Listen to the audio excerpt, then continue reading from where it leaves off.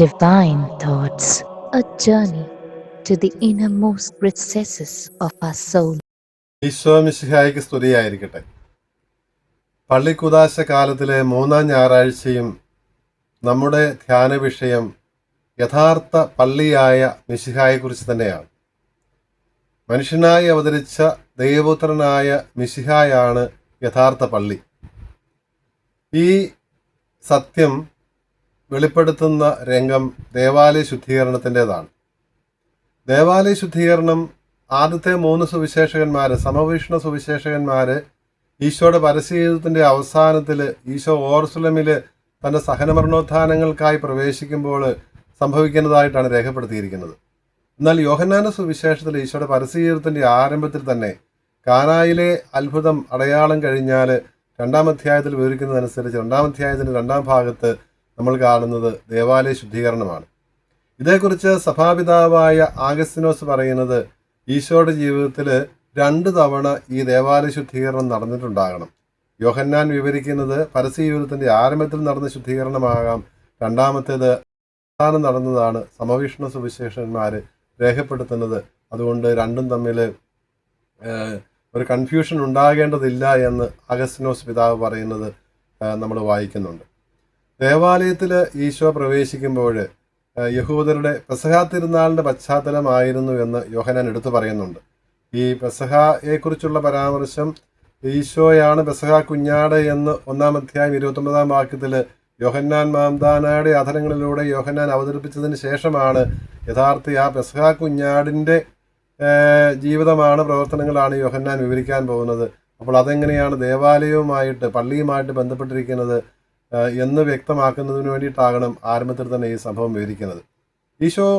ഓർസുലേം പള്ളിയിലേക്ക് പ്രവേശിക്കുമ്പോൾ അവിടെ ബലിമൃഗങ്ങളെ വിറ്റിരുന്ന ആടുകളെയും കാളകളെയും ഒക്കെ വിറ്റിരുന്നവരെയും നാണയമാറ്റക്കാരെ, പുറത്തുനിന്ന് വന്നിരുന്ന പുറത്ത് താമസമാക്കിയിരുന്ന യഹൂദര് ഓർസുലമിലേക്ക് വരുമ്പോൾ ഷെക്കലിൽ വേണമായിരുന്നു, യഹൂദ നാണയമായിരുന്ന ഷെക്കലിൽ വേണമായിരുന്നു ദേവാലയത്തിൽ കാഴ്ചയർപ്പിക്കുവാൻ. അപ്പോൾ ആ നാണയമാറ്റത്തിന് സൗകര്യം ഉണ്ടാകേണ്ടതുണ്ടായിരുന്നു. അപ്പോൾ ആ നാണയമാറ്റക്കാർക്കും വേണ്ടിയുള്ള സൗകര്യം അവിടെ ഒരുക്കിയിരുന്നതാണ് നമ്മളവിടെ കാണുന്നത്. പ്രാവുകളെ വിൽക്കുന്നവർ അത് പ്രാവുകളും ആടുകളും എല്ലാം ഈ ബലിമൃഗങ്ങളായിരുന്നു. അപ്പോൾ അതിനുള്ള സൗകര്യം ഒരുക്കിയതായിരുന്നു. പക്ഷേ ഈ സൗകര്യം ഒരുക്കലിൽ തന്നെ അഴിമതി കടന്നുകൂടിയിരുന്നു, ചൂഷണം കടന്നുകൂടിയിരുന്നു എന്നുള്ളത് കൊണ്ടുകൂടിയാകാം ഈശോ അവരെ പുറത്താക്കുന്നത് ദേവാലയത്തിൽ നിന്ന്. പക്ഷേ അതിനൊരു ദൈവശാസ്ത്രപരമായ അർത്ഥം ഈ പുറത്താക്കലിനുണ്ട് എന്ന് സഭാപിതാക്കന്മാർ എല്ലാവരും തന്നെ വ്യക്തമാക്കുന്നുണ്ട്. മൊപ്സോസ്തിയായ തെയഡോർ പറയും, പഴയ നിയമ ബലികൾ ഈശോ ഇല്ലാതാക്കുന്നതിൻ്റെ ഭാഗമായിട്ടാണ് ബലിമൃഗങ്ങളെ അവിടെ നിന്ന് പുറത്താക്കുന്നത്, നാണയമാറ്റത്തിൻ്റെ സംവിധാനം തട്ടിമറിക്കുന്നതുമെല്ലാം അതുകൊണ്ടാണ് അവരെ പുറത്താക്കുന്നത്, അതിൻ്റെ ഭാഗമായിട്ടാണ് എന്ന് മൊപ്സോസ്തിയായ തെയഡോർ പറയുന്നത് നമ്മൾ വായിക്കുന്നുണ്ട്. അപ്പോൾ ഈശോ ആ പഴയ നിയമ ദേവാലയവും അതിൻ്റെ ആരാധനാവിധികളുമെല്ലാം യഥാർത്ഥത്തിൽ പുതിയ നിയമത്തിൽ നസ്രായനായ ഈശോയിൽ സംഭവിക്കാനിരുന്ന ആ ഏകവും നിത്യവുമായ ബലിക്കുള്ള മാത്രമായിരുന്നു, അതിൻ്റെ പ്രതിരൂപങ്ങൾ മാത്രമായിരുന്നു, മുൻ രൂപങ്ങൾ മാത്രമായിരുന്നു. അപ്പോൾ യഥാർത്ഥ ബലിയർപ്പകൻ വന്നു കഴിഞ്ഞപ്പോൾ പിന്നെ ഈ അതിനുള്ള മുൻ രൂപങ്ങൾക്ക് പ്രാധാന്യമില്ല, അതിൽ നിർത്തലാക്കുന്നു എന്ന് വ്യക്തമാക്കുവാൻ വേണ്ടിയിട്ടാണ് എന്നാണ് സഭാപിതാക്കന്മാരുടെ വ്യാഖ്യാനം. അതുകൊണ്ട് ഈശോ ദേവാലയം ശുദ്ധീകരിക്കുമ്പോൾ യഹൂദർ ചോദിക്കുന്നത്, നിനക്കെന്ത് അധികാരമാണുള്ളത് ഇത് ചെയ്യുവാൻ? അപ്പോൾ ഈശോ പറയുന്നുണ്ട്, നിങ്ങൾ ഈ ആലയം നശിപ്പിക്കുവിൻ, ഞാനത് 3 ദിവസം കൊണ്ട് പുനരുദ്ധരിക്കും. അപ്പോൾ യഹൂദർ അതിശയിച്ചു. അനേക വർഷങ്ങളെടുത്ത്, യഥാർത്ഥത്തിൽ സോളമൻ്റെ കാലത്ത് ആരംഭിച്ച ദേവാലയം പിന്നീട് നശിപ്പിക്കപ്പെട്ടു ബാബിലോണിയക്കാരുടെ കാലത്ത്. അത് വീണ്ടും തിരിച്ചു വന്ന ഇസ്രായേൽ ജനം സക്രിയ പുരോഹിതൻ്റെയും മറ്റുമൊക്കെ കാലത്ത് നെഹെമ്യാ എസ്രാമാരുടെ നേതൃത്വത്തിൽ 2-ാം ഓർസുലേം ദേവാലയം പണിത് ആ ദേവാലയം ഹെറോദോസ് രാജാവ് വീണ്ടും പുനരുദ്ധരിച്ചു. ഇതിനെല്ലാം വർഷങ്ങളെടുത്തതാണ്. വെറും 3 ദിവസം കൊണ്ട് നീ ഇത് പുനരുദ്ധരിക്കുമോ എന്ന് അവർ ആശ്ചര്യപ്പെട്ട് ചോദിക്കുന്നുണ്ട്. സുവിശേഷനോടെ വ്യാഖ്യാനം നൽകുന്നുണ്ട്, ഈശോ ഇത് പറഞ്ഞത് തൻ്റെ ശരീരമാകുന്ന ആലയത്തെക്കുറിച്ചാണ് എന്ന്. ഈ ആലയം നിങ്ങൾ നശിപ്പിക്കുകയും ഞാനത് വീണ്ടും 3 ദിവസം കൊണ്ട് പുനരുദ്ധരിക്കാമെന്നല്ല ഈശോ പറഞ്ഞത്. യഥാർത്ഥത്തിൽ കുരിശുമരണത്തിൽ യഹൂദർ ഈശോയുടെ ശരീരമാകുന്ന ദേവാലയം നശിപ്പിക്കാൻ ശ്രമിക്കുകയാണ് ചെയ്തത്. അവരെ നശിപ്പിക്കുക തന്നെ ചെയ്തു. ഈശോ ജീവൻ വെടിഞ്ഞല്ലോ കുരിശിൽ. പക്ഷേ 3 ദിവസത്തിനുള്ളിൽ അവിടുന്ന് ഈ ദേവാലയം പുനരുദ്ധരിച്ചു, അവിടുന്ന് മരിച്ചവരിൽ നിന്ന് ഉയർക്കുകയും ചെയ്തു. നീ എന്ത് അടയാളമാണ് നിനക്ക് അധികാരമുണ്ട് എന്നുള്ളതിന് കാണിക്കുന്നത് എന്നാണല്ലോ അവർ ചോദിച്ചത്. എന്തടയാളമാണ് എന്നുള്ളത് ചോദിക്കുന്ന മറ്റൊരു സന്ദർഭവും നമ്മൾ കാണുന്നുണ്ട്. അവിടെ ഈശോ പറയുന്നുണ്ട്, മത്തായിയുടെ സുവിശേഷത്തിൽ 16 അധ്യായം 4 വാക്യത്തിലാണ് നമ്മൾ ഈശോയോട് സ്വർഗത്തിൽ നിന്നുള്ള അടയാളം ഈ ഫരിസേയർ ആവശ്യപ്പെടുന്ന രംഗം കാണുന്നത്. അവിടെയും ഈശോ പറയുന്നത് യോനായുടെ അടയാളമില്ലാതെ മറ്റൊരു അടയാളം എനിക്ക് നൽകാനില്ല എന്നാണ്. ഇവിടെയും അധികാരത്തിൻ്റെ അടയാളത്തെക്കുറിച്ച് ചോദിക്കുമ്പോൾ ഈശോ പറയുന്നത് യഥാർത്ഥത്തിൽ ആ യോനായുടെ സംഭവത്തിലൂടെ ഈശോ സൂചിപ്പിക്കുന്നതിലൂടെ ഈശോ വ്യക്തമാക്കാൻ ആഗ്രഹിച്ച കാര്യം തന്നെയാണ്. യോന എപ്രകാരം 3 ദിവസം ഭൂമിക്കുള്ളിലായിരുന്നു, അതുപോലെ മനുഷ്യപുത്രനും, അല്ലെങ്കിൽ യോന മത്സ്യത്തിനുള്ളിലായിരുന്നു, അതുപോലെ മനുഷ്യപുത്രനും 3 ദിവസം ഭൂമിക്കുള്ളിലായിരിക്കുമെന്ന് അവിടുന്ന് സൂചിപ്പിക്കുകയായിരുന്നു ചെയ്തത്. അപ്പോൾ ഈ സത്യം ഈശോ മരിച്ചവരിൽ നിന്ന് ഉയർത്തി കഴിയുമ്പോൾ ഈശോ ഇപ്രകാരം പറഞ്ഞിരുന്നുവെന്നും അങ്ങനെ തിരുലിഖിതങ്ങൾ ഈശോയിൽ പൂർത്തിയായി ഈശോ പറഞ്ഞിരുന്ന കാര്യങ്ങൾ പ്രസ്താവനകളും അന്വർത്ഥമായി എന്നും ശിഷ്യന്മാർ ഓർമ്മിച്ചു എന്നും യോഹന്നാൻ ശ്ലീഹ രേഖപ്പെടുത്തുന്നുമുണ്ട്.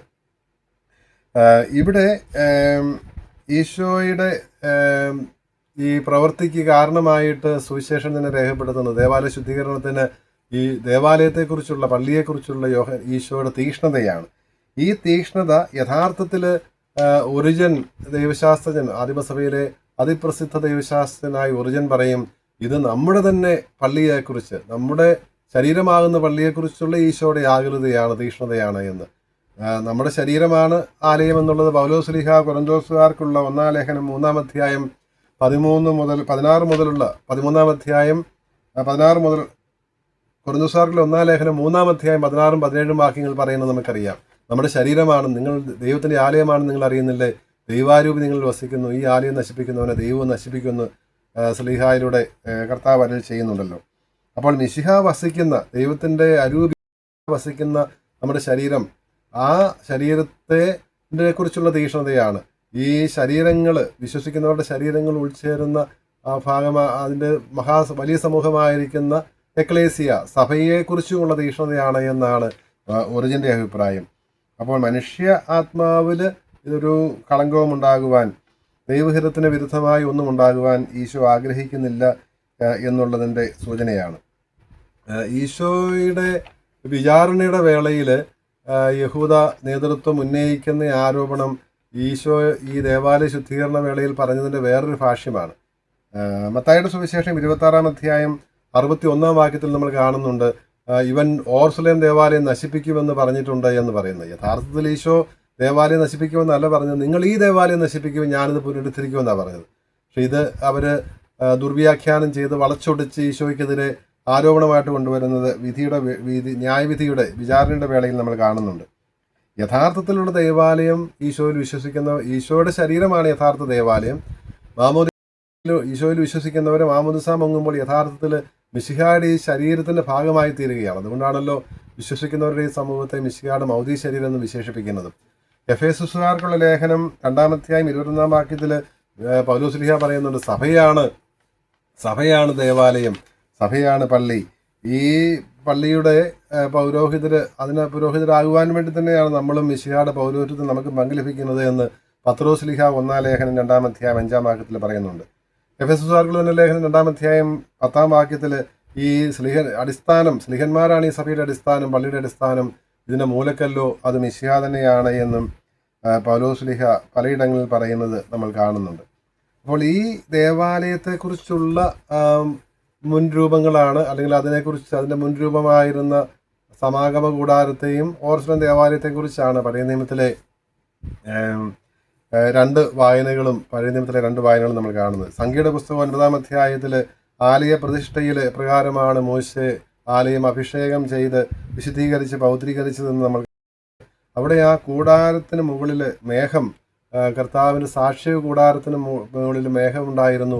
ആ മേഘമാണ് ദൈവസാന്നിധ്യത്തിൻ്റെ അടയാളമായിരുന്നു. ആ ഒരു മേഘം വീഴ്ത്തിയിരുന്ന ആ ഒരു മഹത്വത്തിൻ്റെ പ്രഭയാണ് ദൈവസാന്നിധ്യത്തിൻ്റെ അടയാളമായിട്ടുണ്ടായിരുന്നത്. അപ്പോൾ ഈ മേഘം എപ്പോൾ ഈ കൂടാരത്തിൻ്റെ മേൽ കൂടാരത്തിൽ നിന്ന് ഉയരുന്നു പോകും, അപ്പോഴാണ് ഇസ്രായേൽ ജനം യാത്ര പുറപ്പെട്ടിരുന്നത്, മുൻപോട്ട് പോയിരുന്നത്.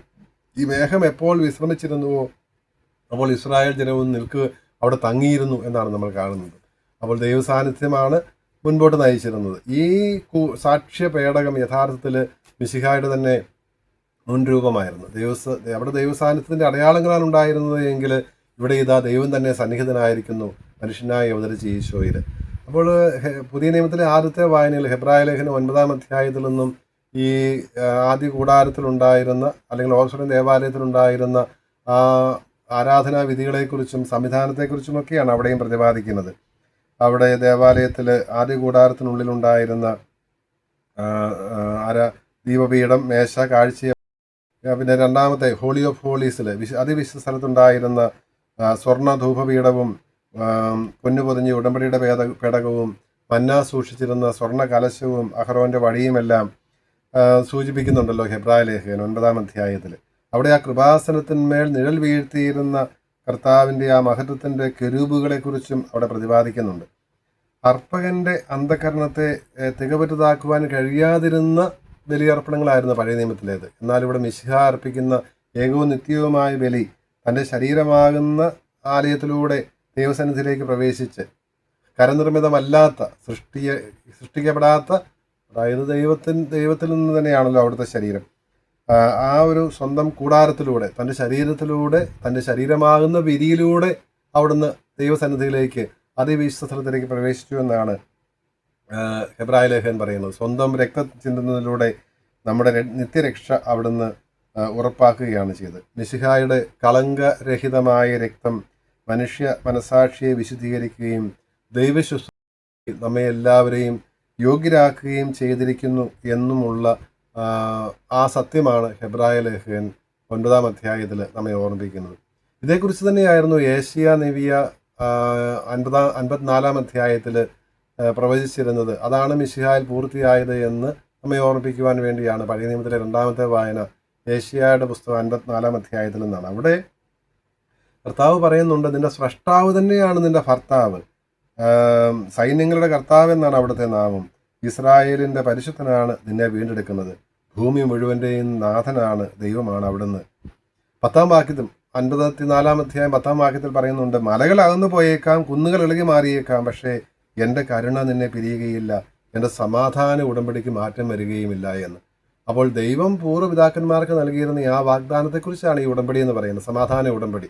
അപ്പോൾ അവിടുത്തെ കരുണ എന്ന് പറയുന്നതും അത് തന്നെയാണ്, വാഗ്ദാനമാണ്, മിശിഹായെക്കുറിച്ചുള്ള വാഗ്ദാനമാണ്, പുതിയ ഉടമ്പടിയെക്കുറിച്ചുള്ള വാഗ്ദാനമാണ്. ആ ഉടമ്പടിക്ക് മാറ്റം വരികയില്ല, ആ വാക്കിന് മാറ്റം വരികയില്ല എന്നാണ്. അതാണ് ഈശോയിൽ പൂർത്തിയാക്കിയത് പിതാവായ ദൈവം. എപ്രകാരമാണ് മിശിഹായിൽ പൂർത്തിയായതെന്നും ആ രക്ഷണീയ കർമ്മത്തിൽ നമുക്ക് എപ്രകാരമാണ് പങ്കു നൽകുന്നത് എന്നുമാണ് ഈ പള്ളിക്കുദാശ കാലത്ത് തിരുസഭ നമ്മെ ഓർമ്മിപ്പിക്കുന്നത്. ഈ ദിവ്യ രഹസ്യങ്ങളാണ് സഭയിൽ, അവിടുത്തെ ശരീരമായ സഭയിൽ മിശിഹായുടെ മണവാട്ടിയായ സഭ അനുസ്മരിക്കുന്നതും ആഘോഷിക്കുന്നതും അനുഷ്ഠിക്കുന്നതും എല്ലാം. പരിശുദ്ധ കുർബാനയിലാണ് നാം ഇത് അനുഭവിക്കുന്നത്. ഇത് സ്വർഗീയ ആരാധനയുടെ മുന്നോടിയാണെന്ന് നമുക്കറിയാം. വിശുദ്ധരും മാലാഖമാരും മുദ്രിച്ച് മണവാളനായ മിശിഹായോടൊത്ത് മണവാട്ടിയായ തിരുസഭയിലെ ഓരോ അംഗവും ദൈവസന്നിധിയിൽ പരിശുദ്ധൻ പരിശുദ്ധൻ എന്ന് പാടി ദൈവത്തെ നിത്യമായി നിത്യതയിൽ സ്തുതിക്കുകയും ആരാധിക്കുകയും ചെയ്യുന്ന ആ ഒരു ഭാഗ്യത്തിന് വേണ്ടിയാണ് ഈ ഭൂമിയിലെ വിശ്വാസ തീർത്ഥാടനം നമ്മൾ നടത്തിക്കൊണ്ടിരിക്കുന്നത്. ഇത് വിശ്വസ്തതാപൂർവ്വം നിർവഹിക്കുന്നതിന് വേണ്ടി അനുഗ്രഹത്തിനായിട്ട് നമുക്ക് പ്രാർത്ഥിക്കാം. ദൈവം നമ്മളെ അനുഗ്രഹിക്കട്ടെ.